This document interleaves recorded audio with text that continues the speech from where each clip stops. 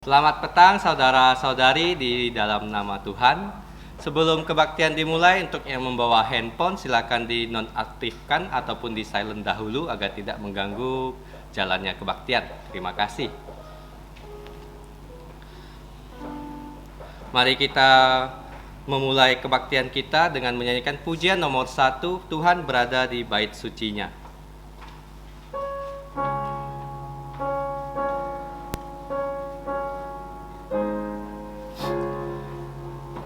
Tuhan berada di bait sucinya, semua orang di hadapan Tuhan sujudlah, berdiam diri, sembah sujud. Amin.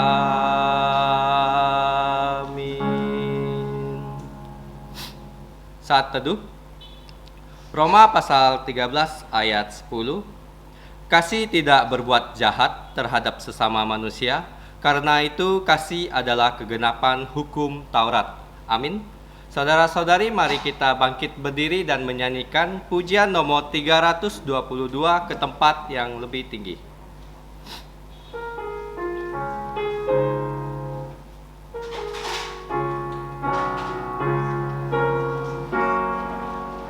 Ku jalan ke tempat tinggi, makin tinggi setiap hari. Meski lemah ku berdoa agar Tuhan memimpinku. Tuhan tegakkan kakiku dalam imanku dekatmu.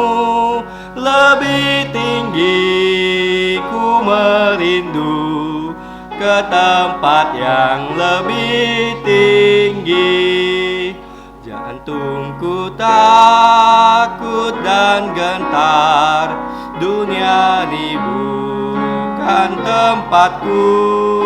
Biar mereka yang mau tinggal, ku jalan ke tempat tinggi. Tuhan tegakkan kakiku, ku dekatmu. Lebih tinggi ku merindu ke tempat yang lebih tinggi. Ku bebaslah dari dunia, meski iblis menyerangku. Ku mendengar kidung sorga yang menyenangkan jantungku. Tuhan tegakkan kakiku dalam imanku dekatmu. Lebih tinggi ku merindu ke tempat yang lebih tinggi. Ku diangkat ke angkasa, masuk sorga indah mulia. Jiwaku tetap berdoa, bawalah ku besertamu. Tuhan tegakkan kakiku dalam imanku dekatmu. Lebih tinggi ku merindu ke tempat yang lebih tinggi. Kita tetap berdiri, mari kita berdoa. Allah Bapa kami di sorga, kami datang ke tahta-Mu yang kudus sekaligus tata anugerah pengampunan dosa melalui Putra Tunggal-Mu Tuhan kami Yesus Kristus. Kami berterima kasih karena Engkau memberi kami kesempatan untuk berkebaktian pada hari ini. Kami mohon belas kasihan-Mu mengampuni dosa-dosa kami, sehingga kami dilayakkan datang ke hadirat-Mu yang kudus. Mohon Roh-Mu menyertai kami, sehingga kami dapat menyembah Engkau sesuai dengan kebenaran firman-Mu, supaya setiap acara kebaktian ini berkenan kepadamu dan hanya untuk memuliakan Engkau dan Putra-Mu dan Roh-Mu yang kudus. Dengarkanlah doa kami yang kami ucapkan dengan rasa terima kasih di dalam nama Tuhan Yesus yang telah mengajarkan kami doa Bapa kami. Bersama-sama mari kita berdoa. Bapa kami yang ada di surga, dikuduskanlah namamu, datanglah kerajaan-Mu, jadilah kehendak-Mu di bumi seperti di sorga. Berikanlah kami pada hari ini makanan harian kami, dan ampunilah kami akan kesalahan kami, seperti kami juga mengampuni orang yang bersalah kepada kami.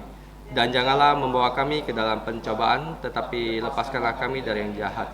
Karena Engkau yang punya kerajaan dan kuasa dan kemuliaan sampai selama-lamanya. Amin. Gloria Patria.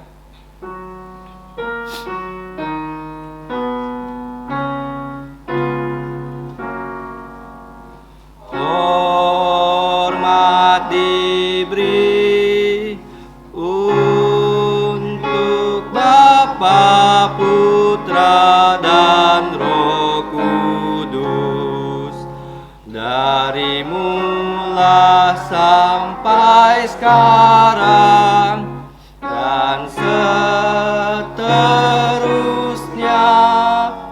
termulia. Amin. Amin. Silakan duduk. Saudara-saudari, mari kita buka Alkitab kita yang diambil dari Roma pasal 13 ayat 8 sampai 14. Roma pasal 13 ayat 8 sampai 14.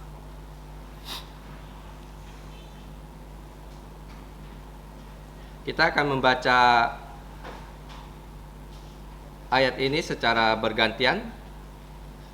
Ayat terakhir kita akan baca bersama-sama. Roma pasal 13 ayat 8 sampai 14.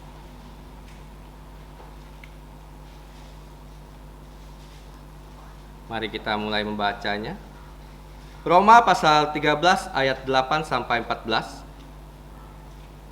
Janganlah kamu berhutang apa-apa kepada siapapun juga, tetapi hendaklah kamu saling mengasihi, sebab barang siapa mengasihi sesamanya manusia, ia sudah memenuhi hukum Taurat. Karena firman jangan berzina, jangan membunuh, jangan mencuri, jangan mengingini, jangan, dan firman lain manapun juga sudah tersimpul dalam firman ini, yaitu kasihilah sesamamu manusia seperti dirimu sendiri. Kasih tidak berbuat jahat terhadap sesama manusia, karena itu kasih adalah kegenapan hukum Taurat. Hal ini harus kamu lakukan karena kamu mengetahui keadaan waktu sekarang, yaitu bahwa saatnya telah tiba untuk kamu untuk bangun dari tidur, sebab sekarang keselamatan sudah lebih dekat bagi kita daripada waktu kita menjadi percaya. Hari sudah jauh malam, telah hampir siang. Sebab itu marilah kita menanggalkan perbuatan-perbuatan kegelapan dan mengenakan perlengkapan senjata terang. Marilah kita hidup dengan sopan seperti pada siang hari. Jangan dalam pesta pora dan kemabukan, jangan dalam percabulan dan hawa nafsu, jangan dalam perselisihan dan iri hati sama-sama, tetapi kenakanlah Tuhan Yesus Kristus sebagai perlengkapan senjata terang, dan janganlah merawat tubuhmu untuk memuaskan keinginannya. Amin. Saudara-saudari, mari kita menyanyikan pujian nomor 354, Ku bersuka cita kerja untuknya. Pujian nomor 354, Ku bersuka cita kerja untuknya.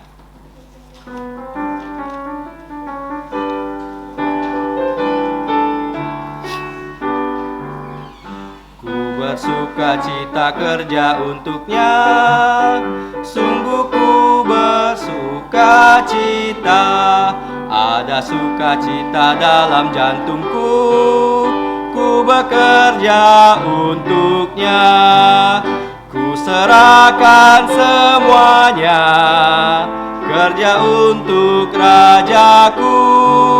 Ada damai sukacitaku bekerja untuknya.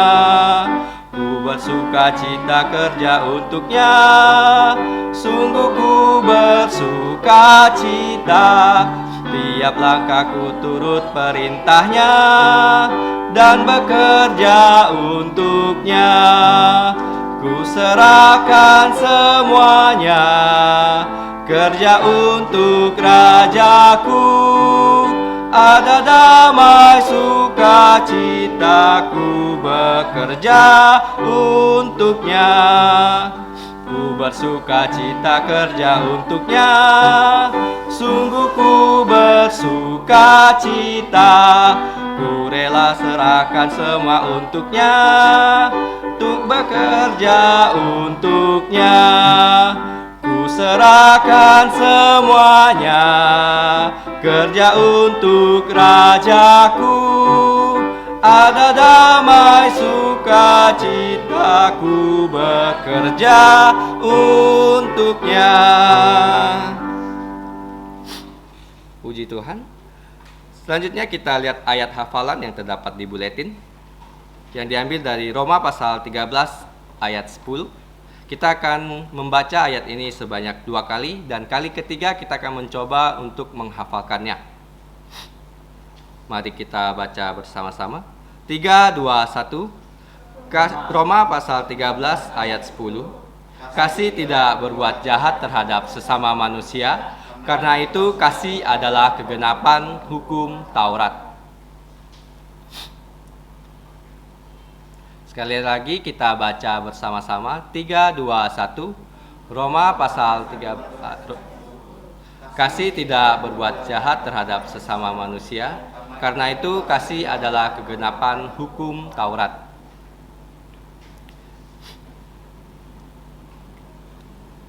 Kita coba untuk menghafalkannya. Saya akan memberi waktu untuk kita semua.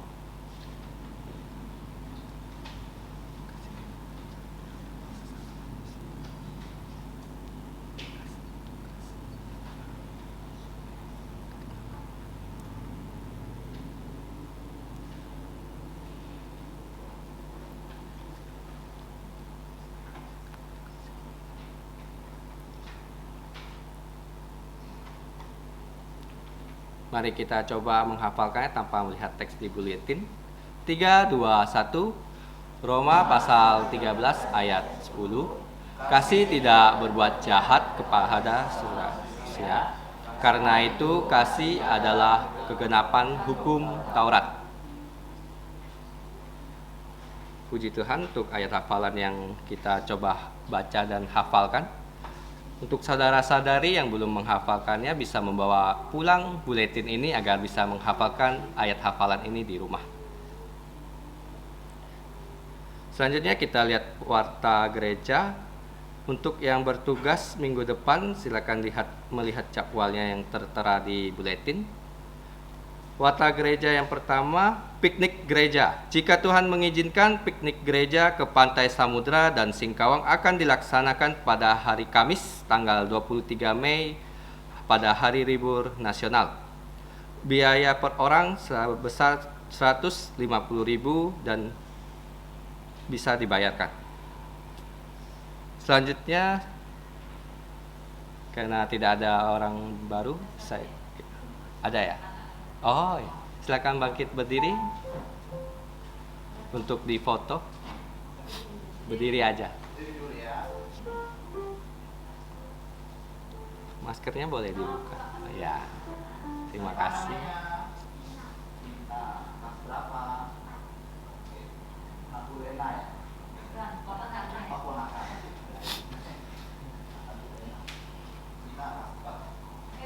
Silakan duduk. Kami menyambut dengan senang kehadiran saudari Vina. Minggu depan bisa rajin datang ke baktian lagi. Terima kasih. Selanjutnya kita akan memberikan persembahan. Untuk kantong persembahan akan dibawakan oleh saudari Ibu Ango. Sambil menjalankan persembahan, mari kita menyanyikan pujian nomor 345, meski sedikit ia berkenan. Pujian nomor 345, meski sedikit ia berkenan.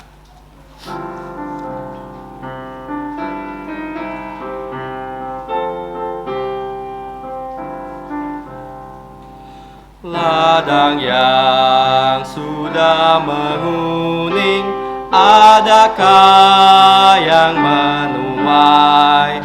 Dengar Tuhan memanggilmu, bekerjalah untuknya. Meski sedikit ia berkenan, senantiasa bekerjalah.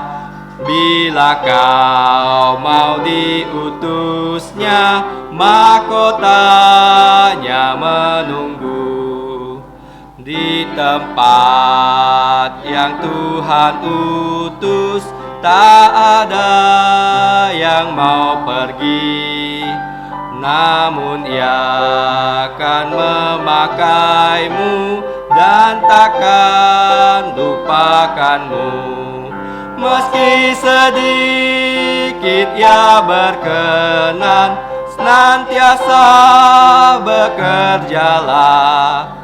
Bila kau mau diutusnya, mahkotanya menunggu.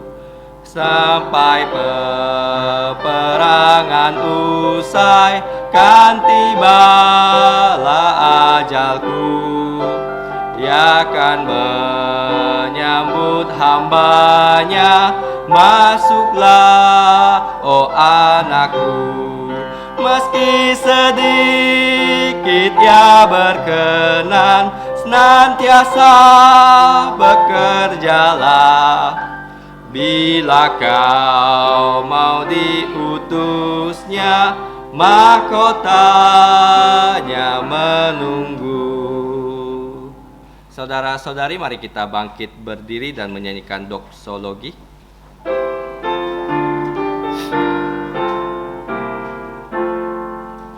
Puji Allah sumber berkat, puji Dia semua ciptaannya, puji Dia para malaikat, Bapa, Putra, dan Roh Kudus.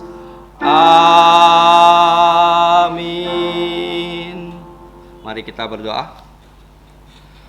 Bapa kami di sorga, kami menyerahkan persembahan kami, kiranya Engkau berkenan menerimanya. Pakailah persembahan ini untuk memuliakan nama-Mu dalam pelayanan dan perluasan kerajaan-Mu di muka bumi. Berkatilah saudara-saudari yang telah membawa persembahan ini, khususnya anak-anak yang uangnya berasal dari orang tua mereka, supaya semua keluarga kami percaya Tuhan Yesus dan diselamatkan. Ajarlah kami melayani Engkau sebagai korban hidup yang memuliakan nama-Mu. Demikianlah kami berdoa dan berterima kasih di dalam nama Tuhan Yesus. Amin. Silakan duduk. Untuk anak-anak, silakan menuju tempat sekolah minggu.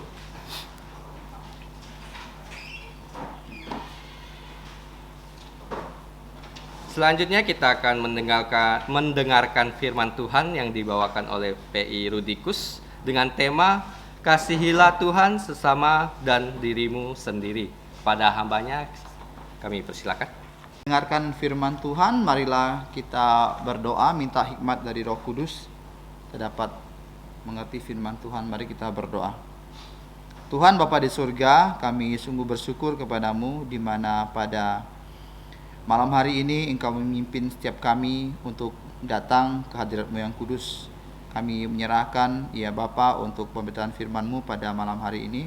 Engkau berikan kami hikmat baik yang berbicara maupun yang mendengarkan, agar apa yang kami dengar dan kami sampaikan sesuai dengan firman-Mu. Terima kasih Bapa. Ampuni segala dosa kesalahan kami berdoa bersyukur dalam nama Tuhan Yesus. Amin. Selamat malam, saudara-saudara kasih dalam Tuhan. Tema firman Tuhan pada malam hari ini yaitu kasihilah Tuhanmu, sesamamu, dan dirimu sendiri. Nah, sebelum itu kita mau membahas ya tentang kasih itu seperti apa.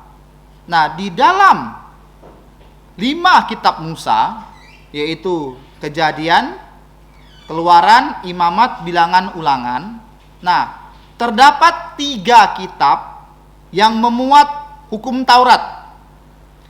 Kitab Kejadian itu memuat tentang asal mula dunia ini, tentang tokoh-tokoh Alkitab yang pertama, awal mulanya, seperti Adam, Abraham, Ishak, Yakub, dan Yusuf.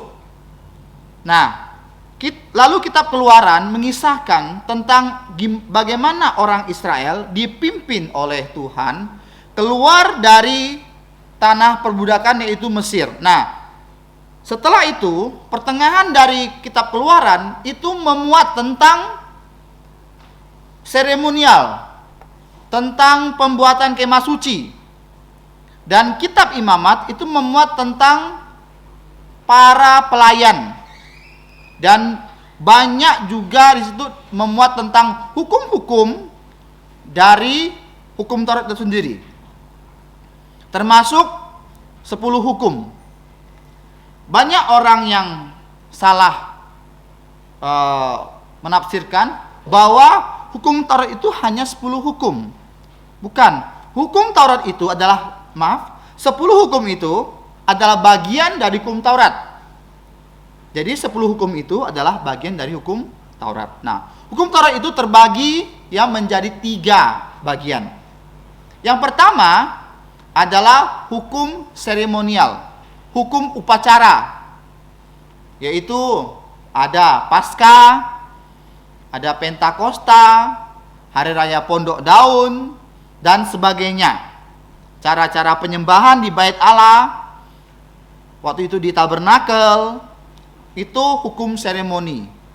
Nah, digenapi oleh Tuhan Yesus di Perjanjian Baru, yaitu Paskah digantikan dengan perjamuan kudus. Nah, lalu sunat digantikan dengan baptisan. Itu hukum seremoni. Kayak kita kebaktian ini seremoni sebenarnya. Seremoni perayaan. Kalau kita kebaktian hari Minggu, berarti kita merayakan tiap minggu kebangkitan Tuhan Yesus dari kematian. Itu hukum seremoni. Lalu yang kedua, ada dinamakan dengan hukum sipil. Hukum sipil hukum di negara, tentang peraturan antara manusia dan tentang suatu bentuk negara dengan rakyatnya. Contohnya di dalam kitab Keluaran, Imamat, Bilangan itu dicantumkan bagaimana mata ganti mata, gigi ganti gigi, nyawa ganti nyawa. Itu hukum sipil. Kalau mencuri tangan dipotong. Itu hukum sipil. Seperti misalnya Zakius, kalau dia mengambil atau mencurangi orang, akan diganti 4 kali lipat. Itu hukum sipil. Kayak kalau kita tinggal di Indonesia, kita ikut hukum sipil yang seperti yang kita bahas pada minggu yang lalu. Hukum sipil di Indonesia seperti itu. Nah, dan hukum moral. Nah, hukum moral ini yang akan kita pelajari pada malam hari ini. Apa itu hukum moral? The Ten Commandment. Anak-anak kelas 3 di SD Kristen Kalvari itu sudah hafal The Ten Commandment. Tentang 10 hukum dalam bahasa Inggris. Jadi kita bersyukur di SD Kristen Kalvari pelajaran agama itu 3 bahasa loh. Saya rasa tidak ada di sekolah manapun yang pelajaran agamanya 3 bahasa. Baik bahasa Mandarin, bahasa Inggris, dan bahasa Indonesia. Coba boleh dicek. Ada nggak di sekolah SD pelajaran agamanya 3 bahasa? Kalau di kita ada agama bahasa Indonesia, ada English Bible, pelajaran agama dalam bahasa Inggris, ada Mandarin Bible. Nah, itulah salah satu keunggulan dari sekolah kita. Nah, anak-anak kelas 3 sudah menghafal The Ten Commandment dalam bahasa Inggris. Jadi saya singkat supaya mereka gampang mengingatnya. Nah, ini adalah hukum moral. Kalau orang kamu mau lihat bermoral atau tidak bermoral, kamu bisa lihat dari 10 hukum. Kalau dia melanggar itu ya tidak bermoral. Nah ya, kita lihat di sini dalam kitab Roma, surat Roma pasal 13 ayat 8 sampai ayat ke-14 itu tentang manusia dengan manusia. Nah, di dalam 10 hukum juga itu dibagi menjadi 2. Ada orang bagi 4, 6. Yaitu hukum pertama sampai ke-4 itu berbicara antara hubungan manusia dengan Allah. Lalu hukum yang ke-5 sampai yang ke-10 itu berbicara tentang manusia dengan manusia. Tetapi ya di sekolah Alkitab di sini dibagi menjadi 5-5. Jadi gampang untuk ingat. 5-5, 10 hukum. Yang pertama adalah bagian pertama memuat hukum pertama sampai ke-5. Yaitu hubungan antara manusia dan Allah. Apa hukum pertama? No other God. Jangan ada Allah lain di hadapanmu. Itu yang saya ajarkan di kelas 3 English Bible. No other God. Jangan ada Allah lain di hadapanmu. Ya, artinya kita tidak boleh menyembah Allah selain Allah pencipta langit dan bumi, Allah yang berjanji kepada kita akan mengutus putranya yang kudus, yaitu Tuhan Yesus. Jangan sampai ada Allah lain. Kalau sampai ada Allah lain, berarti kita sudah mendua hati. Yang kedua, no idol. Apa itu no idol? Jangan membuat dan menyembah patung. Nah, ini yang sering, yang banyak terjadi praktek-praktek di dunia ini. Banyak orang ya memanifestasikan Allahnya digantikan menjadi sebuah patung yang besar sekali, atau diukir sedemikian rupa dan itu mereka sembah. Allah tidak suka seperti itu. Kalau kita menyembah patung, artinya kita mengkerdilkan Tuhan. Ngerti nggak? Artinya kita membuat Allah itu kecil, seperti patung itu loh. Padahal Allah itu maha besar dan tidak ada yang dapat mewakili Allah itu seperti apa. Kalau kita membuat patung, berarti kita mengkerdilkan Tuhan itu sendiri. Jadi dulu saya pernah ke tempat saudara saya di Singkawang. Jadi dia menyembah Allah dalam kotak. Jadi di dalam rumahnya itu ada kotak, dia buka, dalam itu ada patung. Nah, itu disembahnya. Jadi ini yang salah dari pemikiran-pemikiran orang-orang yang menyembah patung. Allah bilang jangan buat patung dan jangan menyembahnya, baik menyerupai apapun. Kalau kita lihat orang Tionghoa yang berniaga, artinya berusaha, mereka ya biasanya di meja kasirnya itu ada patung kodok yang banyak duit itu. Di mulutnya ada uang. Padahal waktu di Mesir Tuhan sudah menulahi orang Mesir dengan tulah katak atau kodok. Itu loh. Jadi ini yang Allah tidak mau. Apapun, menyerupai apapun, jangan dibuat dan jangan disembah. Kalau untuk sebagai karya seni oke lah ya. Kayak patung yang di Ali Anyang itu kan, monumen kan, itu oke, nggak disembah orang. Segala macam. Oke, yang itu yang kedua. Yang ketiga, apa? Jangan menyebut nama Tuhan Allahmu dengan sembarangan. No swearing. Artinya jangan mengucap nama Allah dengan sembarangan. Orang sering sumpah demi Tuhan, demi Tuhan. Nah, ini yang berbahaya. Alkitab mengatakan jika iya katakan iya, jika tidak katakan tidak. Yang lebih dari itu adalah dari setan. Kalau jika katakan iya tapi ini yang mengkasih bunga-bunganya. Kalau iya bilang iya, tidak bilang tidak, udah.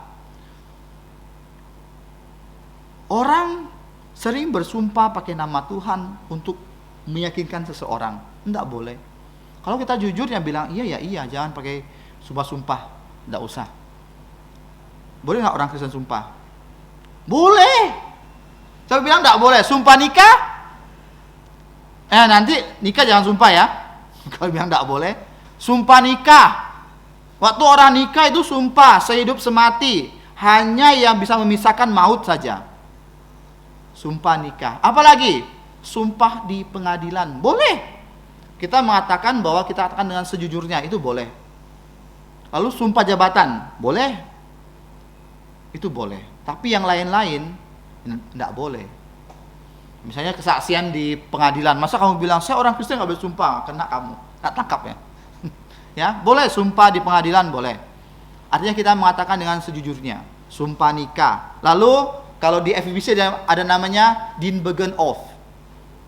Artinya sumpah Dienbegen, bahwa dosen akan mengajar dengan sejujurnya, sebenar-benarnya dari firman Tuhan. Itu sumpah waktu dosen-dosen mengajar di FEBC seperti itu. Saya tidak pernah melihat, tapi saya mempelajari hal itu. Sumpah Dienbegen namanya. Nah, lalu yang keempat apa? Ingat dan kuduskanlah hari Sabat. Ingat hari Sabat. 6 hari Tuhan ciptakan dunia ini, dan hari ke-7 dia beristirahat. Dia berhenti dari penciptaan, dan yang pertama kali dihadapi oleh Adam dan Hawa itu bukan hal-hal yang lain tetapi menyembah Tuhan. Karena Adam dan Hawa ciptakan pada hari ke-6 dan hari ke-7-nya dia menyembah Tuhan. Itulah ada kaitannya, bukan sembarangan. Yang kelima, hormatilah ayahmu dan ibumu. Kenapa yang kelima ini masuk dalam kategori hubungan antara manusia dan Tuhan? Karena orang tua adalah wakil Tuhan. Bukan berarti semua yang diucapkan orang tua itu perkataan Tuhan, bukan. Artinya Tuhan mewakilkan orang tua untuk membimbing anak dalam Tuhan. Mempercayakan orang tua mendidik anaknya dalam Tuhan. Seperti itu. Kita harus hormat orang tua kita.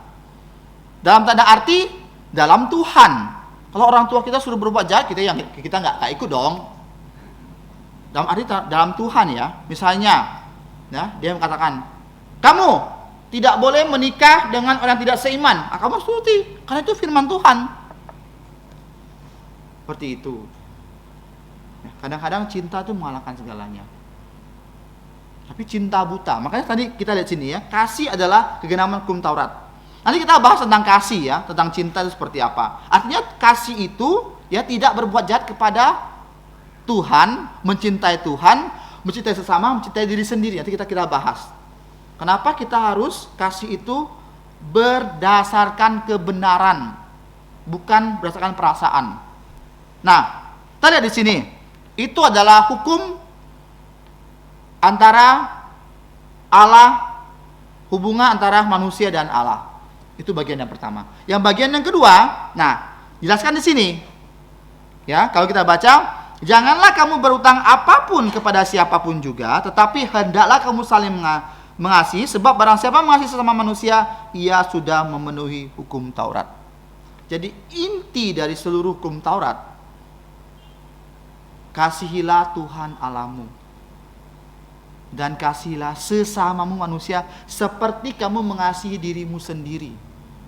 Itu tidak ada kasih yang, maksudnya tidak ada hukum yang menentang hal itu, tidak ada. Nah, jadi dikatakan di sini, janganlah kamu berutang. Artinya ini membahas tentang antara hubungan manusia dan manusia. Bolehkah orang Kristen jadi rentenir? Tidak boleh.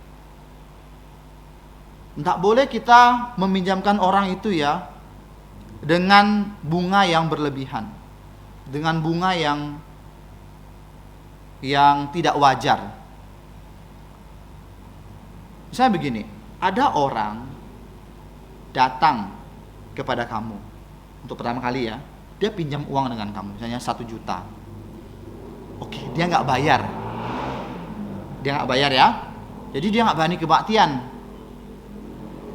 Lalu kita kasih tahu dia, oke, kamu datang ke kebaktian, anggap beda 1 juta itu pemberian kasih kepada kamu. Beres urusannya kan? Lalu kedua kali dia datang lagi mau pinjam uang. Apa yang kita lakukan? Apa kita bilang, enggak, kemarin kamu enggak bayar? Seperti itu kah? Firman Tuhan tidak seperti itu. Firman Tuhan mengatakan, ya, janganlah kamu berutang apapun kepada siapapun juga. Jadi begini, kalau orang itu datang kepada kita, kita bilang, oke, saya nggak punya uang untuk pinjam kamu, tapi saya punya 200, 300, itu kasih kamu aja, nggak perlu kamu bayar. Dengan itu, dia nggak berani utang sama kita lagi, karena dia malu. Jadi seperti itu loh, menolak cara halus dengan elegan. Jadi begini, kita tahu bahwa kalau kita pinjamkan dia 1 juta lagi, pasti nggak bayar nih orang. Betul nggak? Tapi apakah kita tutup hati, nggak mau tolong dia? Nggak bisa. Kita kalau punya kemampuan untuk tolong orang, kita terus tolong orang.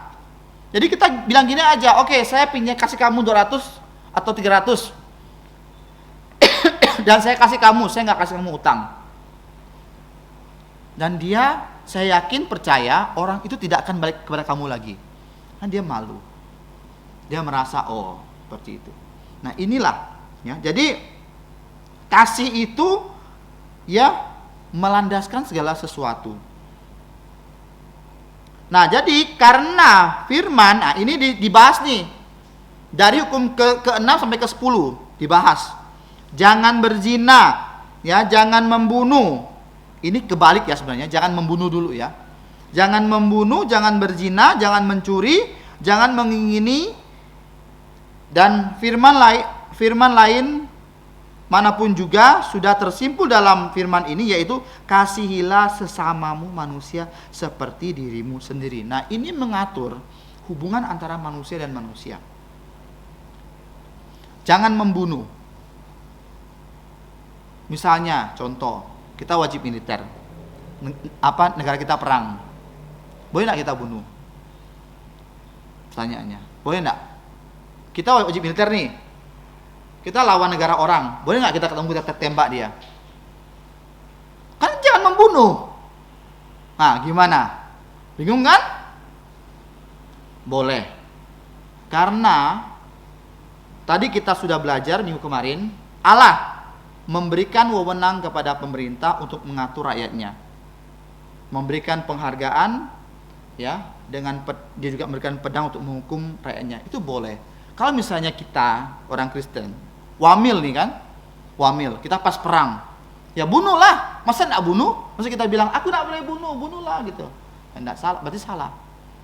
Ingat ya, jadi banyak orang yang salah berasumsi tentang hal ini. Tidak boleh membunuh. Berarti kalau ada perang kita nggak boleh bunuh orang dong. Ya nggak bisa, kamu mati konyol lah. Seperti itu ya. Lalu jangan berzina. Jangan mengingini ya orang yang bukan pasangan kamu. Lalu ini juga tentang zina rohani ya. Apa itu zina rohani? Kita tidak boleh ya, artinya kita menyembah Tuhan, tiba-tiba kita maksudnya kita percaya kepada hal-hal yang mistik. Itu tidak boleh tuh. Tidak boleh percaya hal mistik, misalnya hantu lah. Ya misalnya apa? Tidak boleh kaki tidur, tidak boleh kakinya ujung tak boleh ke pintu depan lah, nanti ada hantu segala macam lah. Lalu potong kuku tidak boleh malam-malam. Itu mistik, saudara-saudara. Mistik itu artinya tuh dongeng orang tua yang membohongi kita zaman dulu. Kenapa orang tua seperti itu? Dia untuk bohong kita supaya kita takut. Nggak boleh potong kuku kan, malam-malam kan? Ya karena dulu nggak ada listrik, takut kena apa? Kulit, berdarah. Kan kayak gitu kan? Nah, lalu apa lagi? Banyak hal ya, hal-hal mistik ya, yang kita tidak boleh percayai. Karena kalau kita percaya, ya kita zina rohani. Misalnya kita sakit nih, tanya ke loya, nggak boleh. Orang Kristen nggak boleh seperti itu.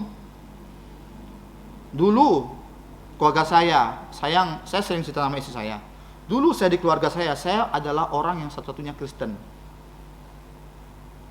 Dan orang tua saya nggak Kristen, ibu saya. Waktu saya Kristen, saya jadi hamba Tuhan, saya sudah bilang sama saudara saya, kalau mama sampai meninggal, jangan suruh saya pegang hiyo, menyembah seperti itu. Kamu bunuh saya pun saya tidak akan lakukan, saya bilang. Saya ngomong langsung terus terang sama saudara saya nggak takut, mau putus-putus lah saudara. Yang penting saya sudah, iman saya seperti itu. Dan puji Tuhan, orang tua saya Kristen, jadi saya nggak perlu berbantahan sama mereka. Artinya kalau kita pegang kuat iman kita, Tuhan tahu misalnya begini loh, kamu sudah mempertahankan iman, tidak mungkin dia bikin kamu hancur. Pasti dia akan lindungi kamu. Kamu jangan takut, saudara, nanti saudara tidak sayang sama saya, benci sama saya. Ingat, saudara secara lahiriah kalau bukan Kristen, di dunia hanya sementara. Ingat ya, saudara, misalnya saya punya abang nih, betul itu abang saya, abang kandung saya. Tapi kalau dia bukan percaya Tuhan Yesus, hanya di dunia ini loh, saudara. Tapi nanti setelah kematian, dia bukan saudara kita. Karena apa? Dia dilemparkan ke neraka, kita di surga. Siapa saudara kita? Orang yang sama-sama percaya Tuhan Yesus. Itu adalah dikatakan firman Tuhan. Kalau kamu karena Tuhan, saudara kamu benci kamu, dia akan kasih lebih dan lebih. Apa maksudnya? Kalau kita kehilangan satu saudara, kita akan mempunyai banyak saudara seiman. Itulah artinya Tuhan gantikan kita. Jadi jangan sampai iman kamu tergoyah oleh hal-hal yang seperti itu. Saya percayalah, ya oke, kita boleh mengatakan oke, apa dia sama-sama dengan kita besar sama-sama, saudara kandung segala macam. Tapi Tuhan bilang apa? Tidak akan ketemu kalau satu percaya dan satu tidak percaya. Inilah yang saya pegang firman Tuhan. Kalau sudah yakin ya sudah, jangan banyak excuse-nya supaya kita tuh melanggar firman Tuhan. Yang kedelapan, jangan mencuri. Artinya jangan mengambil barang yang bukan punya kamu. No stealing dalam bahasa Inggris. Jangan mencuri. Kamu curi hati boleh lah ya. Misalnya kita naksir sama seseorang, kita curi hatinya boleh lah ya. Oke kan? Boleh kan? Nah, seperti itu. Tapi jangan PHP. Udah curi hati, dia suka sama kamu tinggalkan dia. Nggak boleh. Nggak boleh seperti itu. Jadi kalau kamu sudah curi hati dia, ya udah setia sama orang itu. Nggak boleh mendua hati. Jangan bersaksi palsu, jangan tamak. Nah, jangan tamak ini dimulai dari hal-hal yang kecil dulu. Ternaknya, budaknya, istrinya, suaminya, rumahnya, itu jangan tamak. Ini yang mengatur antara manusia dan manusia. Nah sekarang, kalau kita mengatakan kita kasih, kita harus mengasihi Tuhan dulu. Karena kalau orang hanya mengasihi diri sendiri, apa namanya? Egois. Benar. Kasihi Tuhan dulu. Kamu kasih itu, inilah hukum Taurat.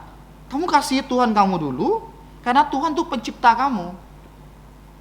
Baru kamu mengasihi Tuhan, dengan kasih Tuhan, ya, mempengaruhi kita dapat mengasihi orang lain dulu. Kenapa orang lain dulu kita kasihi?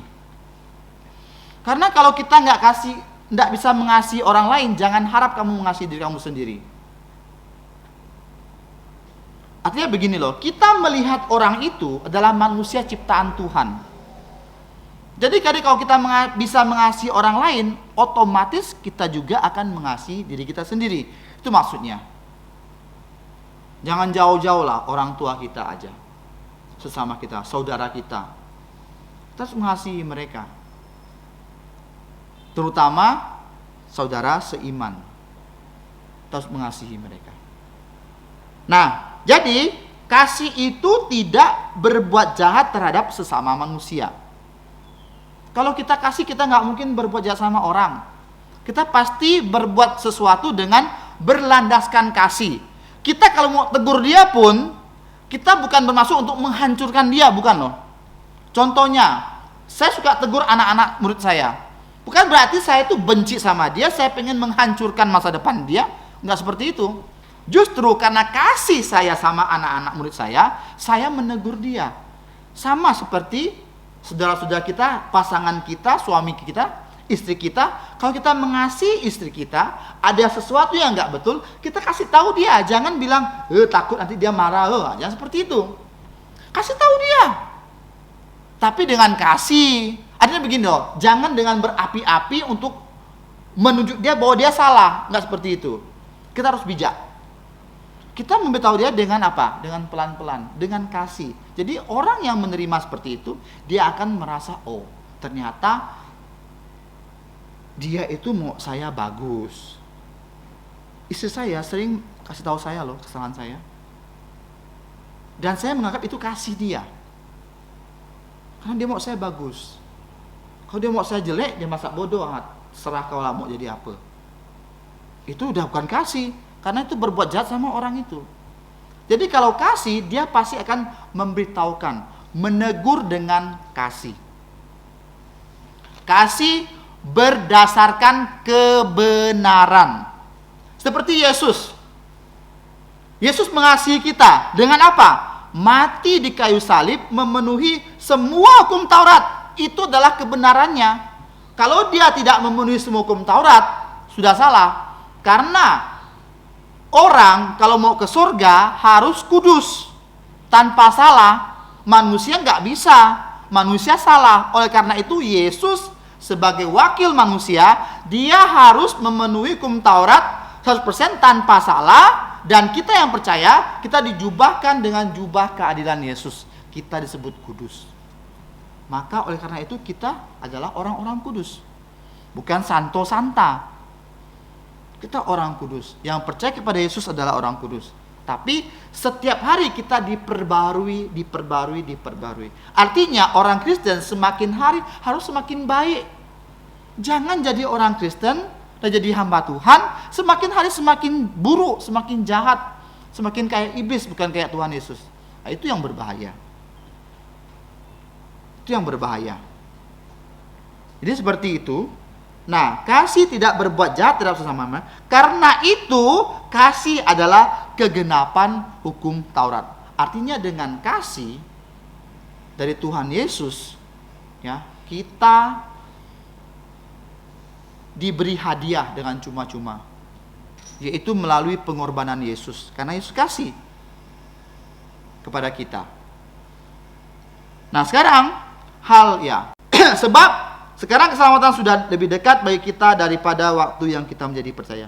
Artinya begini ya, ketika kita hidup di dalam kegelapan,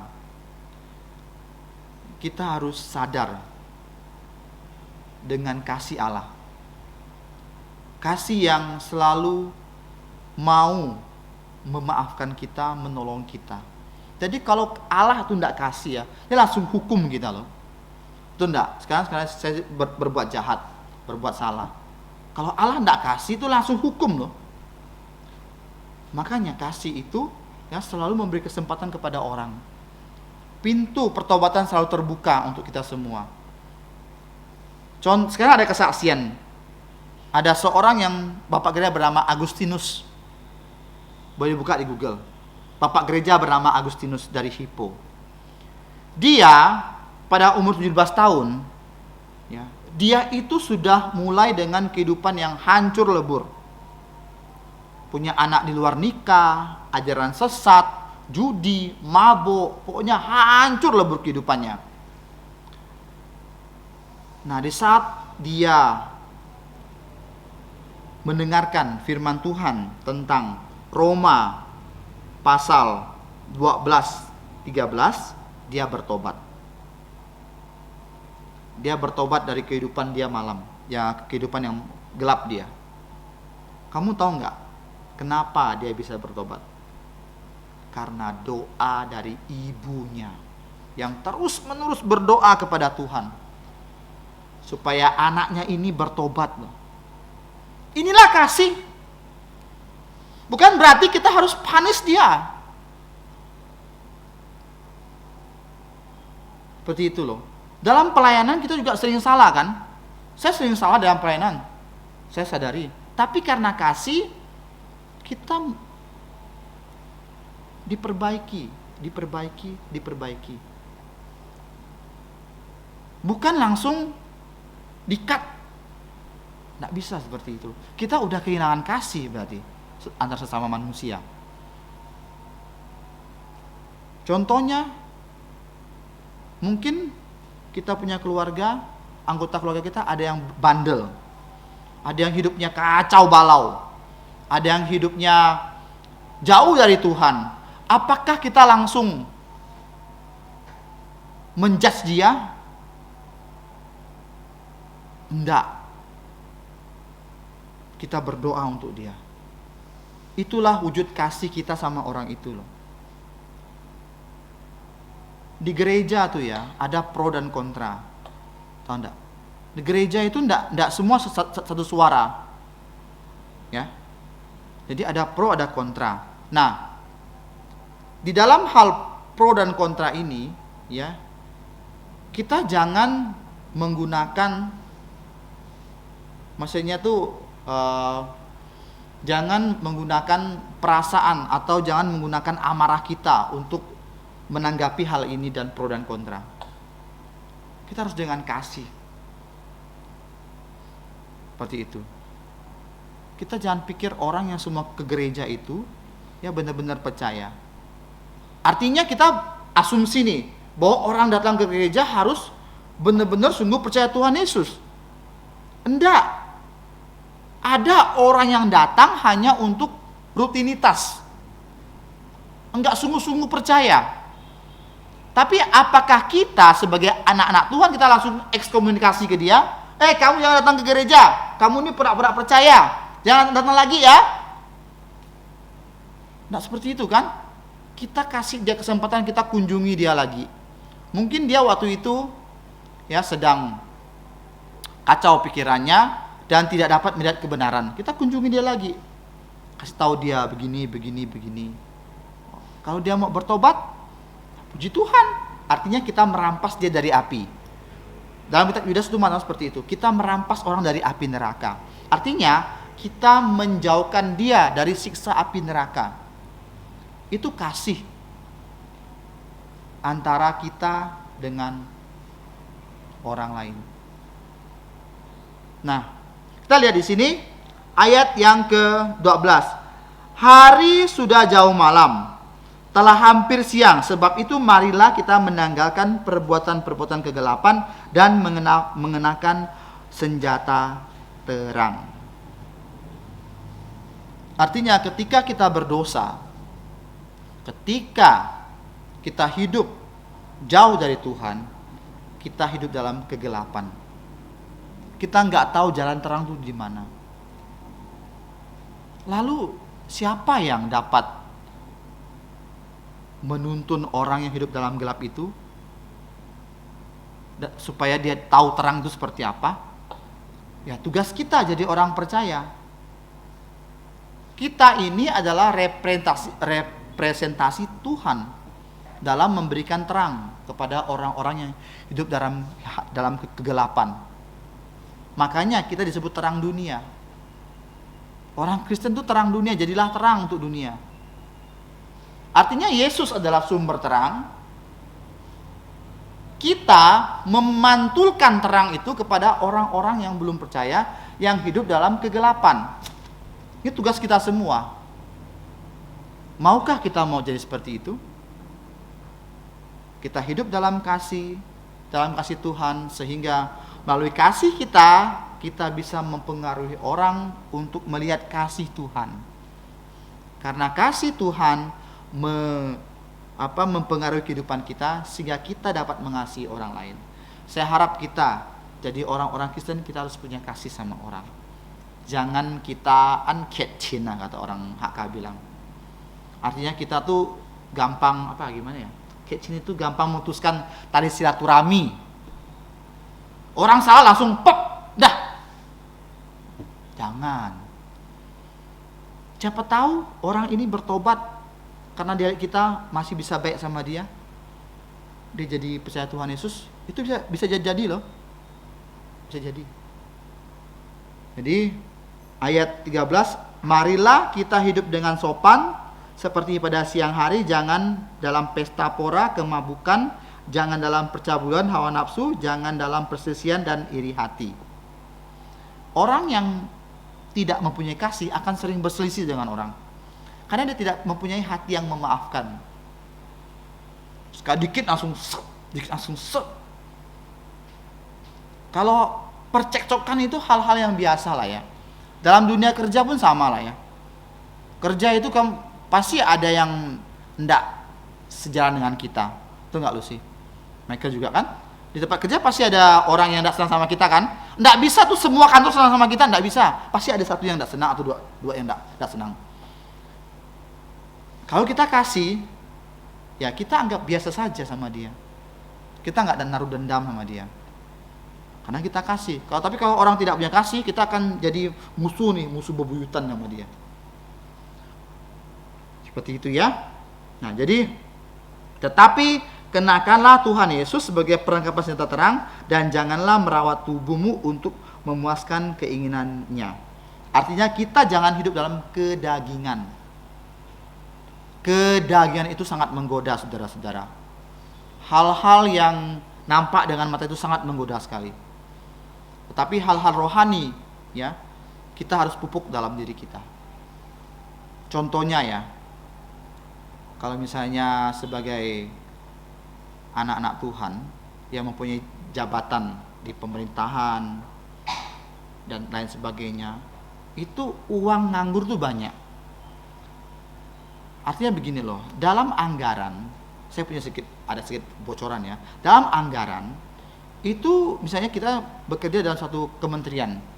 Dalam anggaran itu sudah dikasih jatah loh, sekian, 2T misalnya. Kamu harus habiskan dalam setahun. Ternyata setahun itu kita hanya habiskan 1,5 T. Yang setengah T itu gimana? Kalau kita nggak pandai ngontrol sebagai anak Tuhan jadi pejabat negara, kita nggak bisa ngontrol, dan uang itu kita bisa manipulasi. Saya gini, kita buat proyek ini tapi fiktif, uangnya masuk ke kantong. Nah, itu sangat berbahaya. Jadi inilah yang dapat merusak iman. Sesuatu yang dilihat oleh mata yang menggoda kita, kayak Hawa kan? Hawa lihat apa? Buah itu cantik, sedap dipandang mata, kalau dimakan enak rasanya. Kan dirayu dengan dunia, hal-hal yang duniawi kan, dimakanlah buah itu, jadilah dia berdosa. Nah, ini yang sangat berbahaya. Saya harap kita semua di sini ya, hiduplah dengan kasih. Yang pertama, kasih kepada Tuhan, kasih kepada sesama manusia, dan kasih dirimu sendiri. Dengan selalu ikut jalan Yesus, hiduplah dalam terang kepada sesama manusia dan kepada diri sendiri. Dan terutama kasihilah Tuhan Allahmu. Mari kita berdoa. Bapa dalam surga, terima kasih untuk malam hari ini. Kami bersyukur di mana firman-Mu sudah memberitahukan kami bahwa sebagai anak-anak-Mu yang sudah Engkau tebus, kami juga harus mempunyai kasih kepada sama manusia dan kepada diri kami sendiri. Ya Tuhan, kiranya kasih kami ini dapat memancarkan terang Tuhan Yesus, saya dapat mempengaruhi orang-orang yang belum percaya, orang-orang yang hidup dalam kegelapan. Terima kasih Bapa, ampunilah segala dosa kesalahan kami berdoa dan bersyukur dalam nama Tuhan Yesus. Amin. Kita akan memuji Tuhan, mari kita berdiri.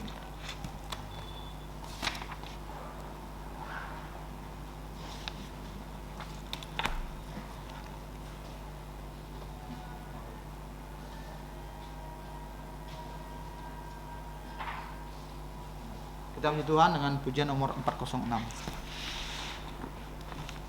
406. Hah? Oh, 408. Oke, 408. 408.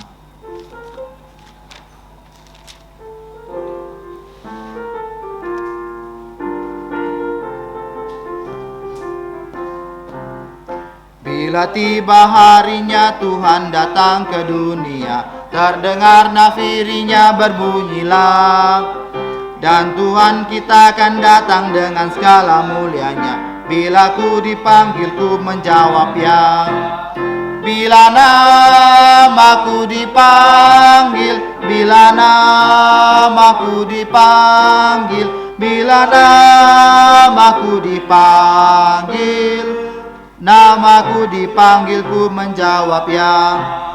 Pada fajar yang abadi orang saleh segenap kerap berhimpun di dalam surga baka dan memuji juru selamat dengan pujian baru. Bila ku dipanggil ku menjawab ya. Bila namaku dipanggil, bila namaku dipanggil, bila namaku dipanggil, namaku dipanggil ku menjawab ya. Haruslah ku kerja bagi Tuhan hingga malam gelap dan anugerahnya. Bila saat pekerjaan duniaku telah lengkap, namaku dipanggil ku menjawab ya. Bila namaku dipanggil, bila namaku dipanggil, bila namaku dipanggil, namaku dipanggil ku menjawabnya. 感謝主嘅恩典，見父啱接受嘅僕人，嚟嘅如意傳託嚟傳講嘅話。當然，其實傳講嘅話都能夠落差美好欠前行，結束100篇、60篇、30篇個字嚟用有主嘅名。嗱，是個結束見父啱嘅賜篇，是個人人斟酌，是個良數由聖經裡面所引起嘅祝福。當然，我主耶穌基督恩惠。天父上帝嘅慈愛，心靈嘅感動與交通，常常與眾天上門同齊，從今時一直到永永遠遠。阿門，阿門，頌。阿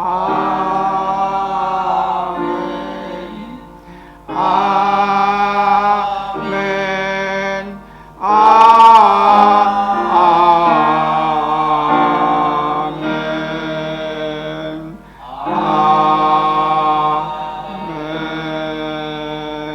上錯咪到山飛，最後是教嚟唱，亦係恩主師父。